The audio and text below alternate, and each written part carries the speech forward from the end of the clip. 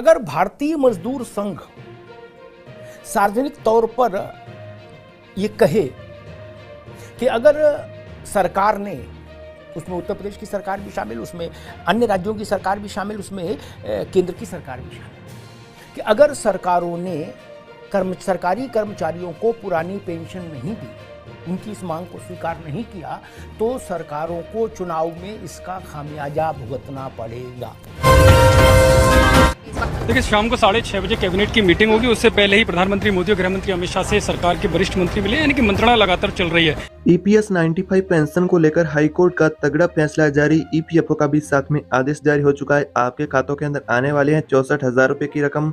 और आपकी पेंशन बढ़ोतरी को लेकर बहुत बड़े यानी कि जजों का आदेश जारी हो चुका है, जिसके अनुसार इस तरह का दावा किया जा रहा है कि ईपीएस के जो पेंशन धारक है उनको सभी को पेंशन बढ़ोतरी का लाभ मिलने वाला है। तो ईपीएस के जो पेंशन धारक है उनके लिए लेटेस्ट अपडेट आ चुकी है हाईकोर्ट की तरफ से। तो पेंशन धारकों को कितनी पेंशन मिलेगी और उनके खातों में कब आपकी यानी कि पेंशन आने वाली है। आपको बता दें कि आपकी पेंशन और डीए को लेकर, मेडिकल की सुविधा को लेकर बहुत सारे यानी कि ऐलान आज हाईकोर्ट ने जारी किया, जिसके बारे में बताने वाले हैं कि किन कर्मचारियों को कितना पेंशन मिलेगा और साथ में अन्य सुविधाएं कौन कौन से मिलेगी। तो हाईकोर्ट का आपकी पेंशन को लेकर बहुत बड़ा लेटेस्ट फैसला जारी हुआ है। तो सभी ईपीएस 95 पेंशन धारक है वो इस वीडियो को आखिर तक देखते रहिएगा।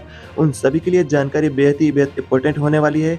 उनकी पेंशन बढ़ोतरी को लेकर आज बहुत बड़ी यानी कि महत्वपूर्ण घोषणाएं हुई है। इस तरह की बड़ी अपडेट आ रही है कि सभी ईपीएस के पेंशन धारक है उनको जल्दी उनकी ईपीएस मिनिमम पेंशन में अच्छी बढ़ोतरी देखने को मिलेगी। साथ में बताया कि 10 अक्टूबर को आपकी पेंशन को लेकर जो यानी कि काफी लंबे समय से सरकार से की सरकारी कर्मचारी वर्ग ईपीएस 95 पेंशन धारक है वो इंतजार करे कि उनका भुगतान किया जाएगा। तो उनके भुगतान को लेकर भी एक तारीख निश्चित की गई है अनुमान के आधार पर कि इस तारीख को आपके खाता में पेंशन का भुगतान किया जाएगा। तो वर्तमान में जो ईपीएस के पेंशन धारकों की मांग है कि मिनिमम पेंशन की राशि को बढ़ाया जाए, साथ में यानी कि हायर पेंशन और फ्री में मेडिकल की सुविधा मिले और मिनिमम पेंशन में बढ़ोतरी मिले। तो उसको लेकर हाईकोर्ट ने आज बड़ा फैसला सुनाया है, जिसके बारे में अगले कुछ ही मिनटों के अंदर जाने वाले हैं। तो वीडियो में आगे बढ़ने से पहले आपसे एक छोटी सी रिक्वेस्ट है, तो आपने अभी तक चैनल को सब्सक्राइब नहीं किया तो चैनल को सब्सक्राइब कर दे, पास ही घंटी का यानी कि बेल आइकन दिखेगा उसे भी दबा करके ऑल पर प्रेस करके रख दे, ताकि आने वाली ऐसी नई पेंशन से जुड़ी वीडियो होगी उसका नोटिफिकेशन आपको सबसे पहले मिलेगा। तो यानी कि जो ईपीएस के पेंशन धारक है उनके लिए पीएम मोदी ने आज बड़ा यानी कि लाइव आकर के ऐलान किया है कि जो 10 अक्टूबर को उनकी मांगे है जो पेंशन बढ़ोतरी को लेकर वो पूरी होने वाले हैं। साथ ही श्रम मंत्रालय ने भी पेंशन धारकों की मांगों को मंजूरी देने को लेकर बड़ा आदेश दिया है कि पेंशन धारकों की मांग है कि मिनिमम पेंशन की 1,000 रुपये की राशि को बढ़ा करके 9,000 रुपये किया जाए। तो उसको लेकर एक यानी कि कमेटी का गठन किया गया है, जिसके अनुसार आपको पेंशन बढ़ोतरी का फायदा मिलने वाला है। यानी कि कमेटी का इस तरह का यानी कि गठन किया जाएगा जो आपकी एज डिपेंड करेगी, आपको कितनी पेंशन मिलेगी और आपने कितना कंट्रीब्यूशन किया ये डिपेंड करेगा कि आपकी पेंशन कितनी बढ़ेगी। यानी कि इस आधार पर आपकी मिनिमम पेंशन की राशि को बढ़ाया जाएगा। तो इसको लेकर लेटेस्ट अपडेट आ रही है कि आपको चरण इसको लेकर आपको मिलने वाले इस अनुसार आपको पेंशन का फायदा मिलेगा। साथ में कर्मचारियों के लिए ओपीएस को लेकर भी अपडेट आ रही है और आपकी जो केंद्रीय कर्मचारी है जो ईपीएस के पेंशन धारक है और उनका पेंशन का भेदभाव है उसको लेकर भी अपडेट आ रही है। साथ में डीए को लेकर अपडेट है, उनके बारे में भी जानने वाले कि किन कर्मचारियों को कितना डीए मिलेगा, किन कर्मचारियों को कितनी पेंशन मिलेगी।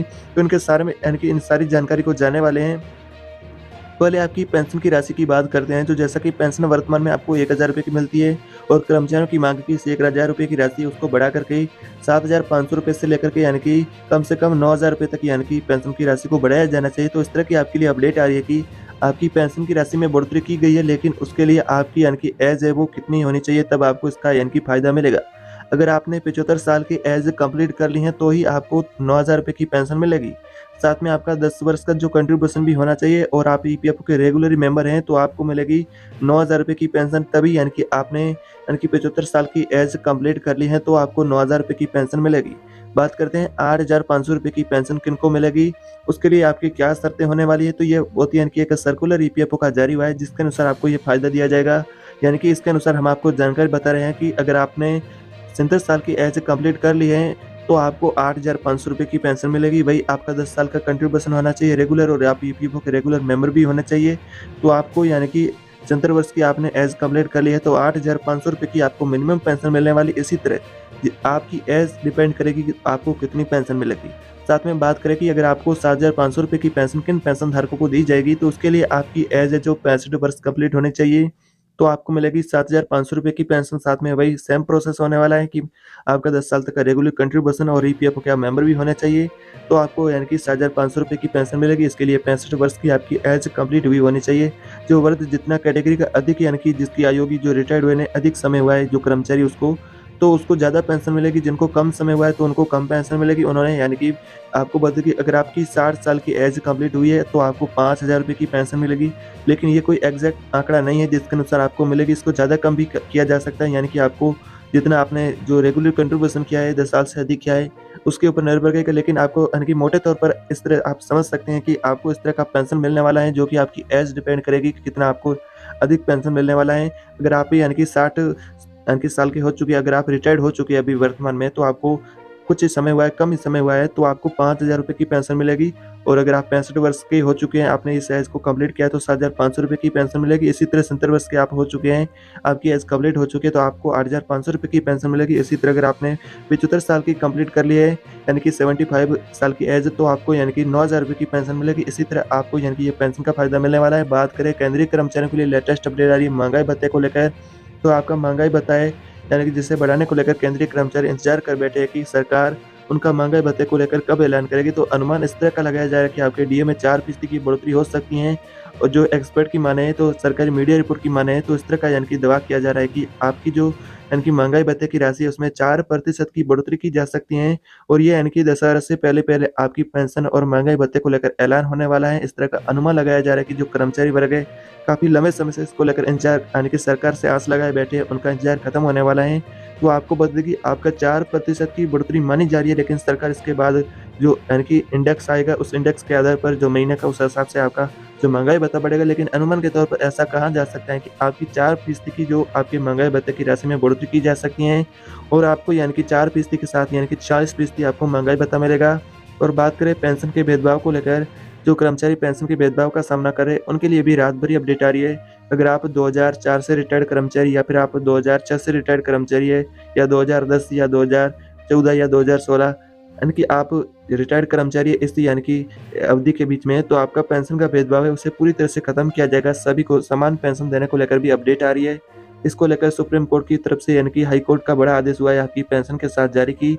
जो हाई कोर्ट का आदेश जारी हुआ इसके अनुसार आपका पेंशन का भेदभाव भी खत्म किया जाएगा और आपको यानी कि सभी को समान पेंशन दिया जाएगा। आपका पेंशन का भेदभाव को पूरी तरह से खत्म किया जाएगा। बात करें आपकी ओपीएस को लेकर, जो कर्मचारी चाहते हैं कि ओपीएस को बहाल किया जाए, वर्तमान में आपको सुना होगा कि जो रैली हुई जिसके अंदर कर्मचारियों ने काफ़ी लंबी यानी कि भीड़ के अंदर और उन्होंने एक महारैली की जिसके अनुसार उनकी पेंशन की जो मांग थी कि ओपीएस को बहाल किया जाए, तो फिलहाल सरकार ने इसको लेकर कोई अभी तक कदम नहीं उठाया है।